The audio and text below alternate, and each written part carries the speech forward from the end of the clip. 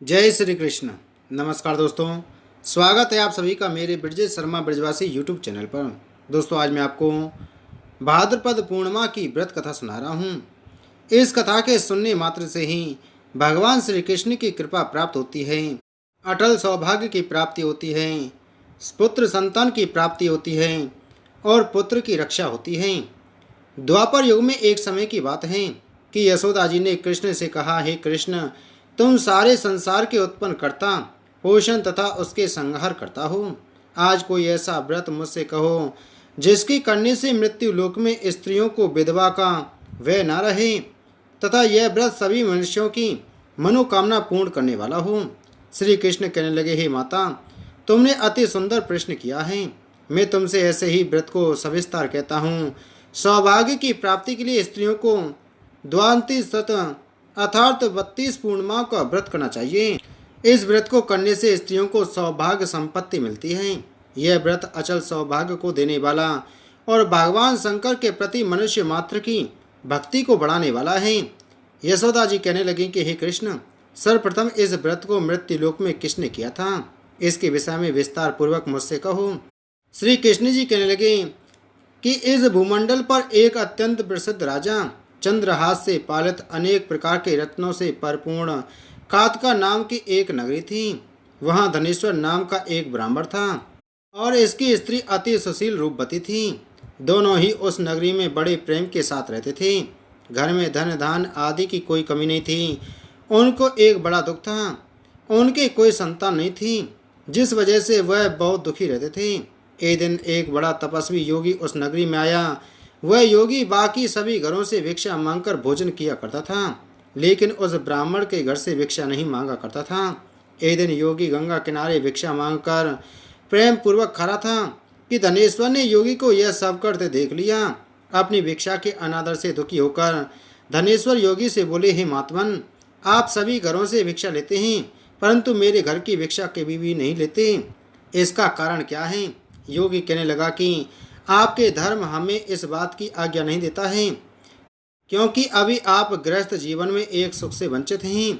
आपके घर संतान होने पर मैं आपके घर से भी भिक्षा स्वीकार कर लूँगा।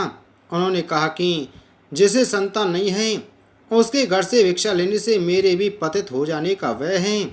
धनेश्वर यह सब बात सुनकर बहुत दुखी हुआ और हाथ जोड़कर योगी के पैरों पर गिर पड़ा तथा दुखी मन से कहने लगा कि आप मुझे संतान प्राप्ति के उपाय बताएं। आप सर्वज्ञ हैं, मुझ पर अवश्य ही यह कृपा कीजिए। धन की मेरे घर में कोई कमी नहीं है, लेकिन मैं संतान न होने के कारण अत्यंत दुखी हूँ। आप मेरे इस दुख का हरण कीजिए। यह सुनकर योगी कहने लगा, तुम चंडी की आराधना करो। घर पहुंचकर उन्होंने यह सारी बात अपनी पत्नी को बताई और खुद वन में चला गया।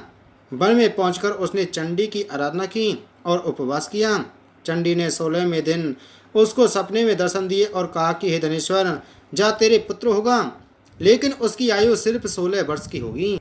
16 वर्ष की आयु में ही उसकी मृत्यु हो जाएगी। अगर तुम दोनों स्त्री और पुरुष 32 पूर्णिमाओं का व्रत करोगे तो वह दीर्घायु हो जाएगा। जितनी तुम्हारी सामर्थ्य हो उतने आटे के दिए जलाकर शिवजी का पूजन करना, लेकिन पूर्णमासी 32 ही होनी चाहिए। सुबह होते ही तुम्हें इस स्थान के पास एक आम का पेड़ दिखाई देगा। उस पर चढ़कर एक फल तोड़कर अपने घर ले जाना। अपनी स्त्री को इस बारे में बताना। सुबह स्नान होने के बाद वह स्वच्छ होकर शंकर जी का ध्यान करके उस फल को खा ले, तब शंकर भगवान की कृपा से उसको गर्भ हो जाएगा। जब ब्राह्मण सुबह उठा तो उसे उस स्थान पर आम का पेड़ दिखाई दिया और वह उस पेड़ से फल को तोड़ने के लिए चढ़ा, लेकिन वह पेड़ पर चढ़ नहीं पा रहा था। यह देखकर उसे बड़ी चिंता हुई। उसने भगवान गणेश जी की उपासना की और कहा, हे दयानिधि, अपने भक्तों के विघ्नों का नाश करके उनके मंगल कार्य को करने वाले, दुष्ट का नाश करने वाले, रिद्धि सिद्धि देने वाले, आप मुझे इतना बल दें कि मैं अपनी मनोकामना पूरी कर सकूं। इसके बाद वह पेड़ से फल तोड़कर अपनी पत्नी के पास पहुंचा। उसकी पत्नी ने अपने पति के कहे अनुसार इस फल को खा लिया और वह गर्भवती हो गई। देवी की कृपा से उसे बहुत सुंदर पुत्र पैदा हुआ। उसका नाम उन्होंने देवीराज रखा। माता पिता के हर्ष और शोक के साथ वह बालक बढ़ने लगा। भगवान की कृपा से बालक बहुत ही सुंदर था, सुशील और पढ़ाई लिखाई में भी बहुत ही निपुण था। दुर्गा जी के कथानुसार उसकी माता ने 32 पूर्णमासी का व्रत रखा। जैसे ही 16वां वर्ष लगा, दोनों पति पत्नी बहुत दुखी हुए, कहीं उनके पुत्र की मृत्यु न हो जाए। उन्होंने सोचा कि अगर उनके सामने यह सब हुआ तो वह कैसे देख पाएंगे। तभी उन्होंने देवीदास के मामा को बुलाया और 1 वर्ष के लिए देवीदास को काशी में पढ़ने के लिए भेज दिया। 1 वर्ष के बाद उसे वापस लेकर आ जाना। देवीदास अपने मामा के साथ एक घोड़े पर सवार होकर चल दिया। उसके मामा को भी यह बात पता नहीं थी। दोनों पति पत्नी ने 32 पूर्णमासी का व्रत पूरा किया। दूसरी तरफ मामा और भांजा दोनों रात गुजारने के लिए रास्ते में एक गांव में रुके। उस दिन उस गांव में ब्राह्मण की कन्या का विवाह होने वाला था। जिस धर्मशाला में वर और बारात के बाकी लोग रुके हुए थे, उसी धर्मशाला में देवीदास और उसका मामा ठहर गए। उधर कन्या को तेल आदि चढ़ाने के बाद जब लग्न का समय आया तो वर की तबीयत खराब हो गई। वर के पिता ने अपने परिवार वालों से विचार विमर्श करके कहा कि यह देवीदास मेरे पुत्र जैसा ही है, मैं इसके साथ लगन करा दूं और बाद में बाकी सारे काम मेरे बेटे के साथ पूरे हो जाएंगे। ऐसा कहने के बाद वर के पिता देवीदास को मांगने के लिए उसके मामा के पास गए और उन्हें सारी बात बताई। मामा ने कहा कि कन्यादान में जो कुछ भी मिलेगा वो हमें दे दिया जाए। वर के पिता ने बात स्वीकार कर ली। इसके बाद देवीदास का विवाह कन्या के साथ संपन्न हो गया। उसके बाद वह अपनी पत्नी के साथ भोजन ना कर सका और मन में विचार करने लगा कि ना जाने यह किसकी पत्नी होगी। यह सोचकर उसकी आंखों में आंसू आ गए। तब वधू ने पूछा कि क्या बात है, आप उदास क्यों हैं। तब उसने सारी बातें अपनी पत्नी को बता दी। तब कन्या कहने लगी, यह ब्रह्म विवाह के विपरीत है। आप ही मेरे पति हैं, मैं आपकी ही पत्नी रहूंगी, किसी अन्य की कभी नहीं। तब देवीदास ने कहा, ऐसा मत करिए, क्योंकि मेरी आयु बहुत कम है, मेरे बाद आपका क्या होगा। लेकिन उसकी पत्नी नहीं मानी और बोली, स्वामी आप भोजन कीजिए। दोनों रात में सोने के लिए चले गए। सुबह देवीदास ने पत्नी को 4 नगों से जड़ी एक अंगूठी दी, एक रुमाल दिया और बोला कि हे प्रिय, इसे लो और संकेत समझकर स्थिरचित हो जाओ। मेरे मरण और जीवन जानने के लिए एक पुष्प वाटिका बना लो, उसमें सुगंधि वाली एक नव मल्लिका लगा लो, उसको प्रतिदिन जल से सिंचा करो और आनंद के साथ खेलो कूदो। जिस समय और जिस दिन मेरा प्राणांत होगा उस दिन यह फूल सूख जाएंगे। जब यह फिर से हरे भरे हो जाएं तो जान लेना मैं जीवित हूँ। यह समझाकर वह वहाँ से चला गया। इसके बाद जब वर और बाकी बाराती मंडप में आए तो कन्या ने उसे देखकर कहा कि ये मेरा पति नहीं है, मेरा पति वही है जिनके साथ रात में विवाह हुआ है, इसके साथ मेरा विवाह नहीं हुआ है। अगर यह वही है तो यह बताएं कि मैंने इसको क्या दिया है।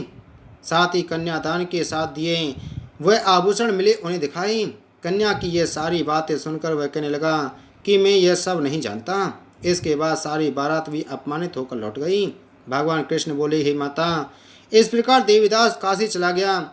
कुछ समय जब बीत गया तो एक सर्प उसको डसने के लिए वहां आया, लेकिन वह उसको काट नहीं पाया क्योंकि उसकी माता ने पहले ही 32 पूर्णिमा का व्रत कर लिए थे।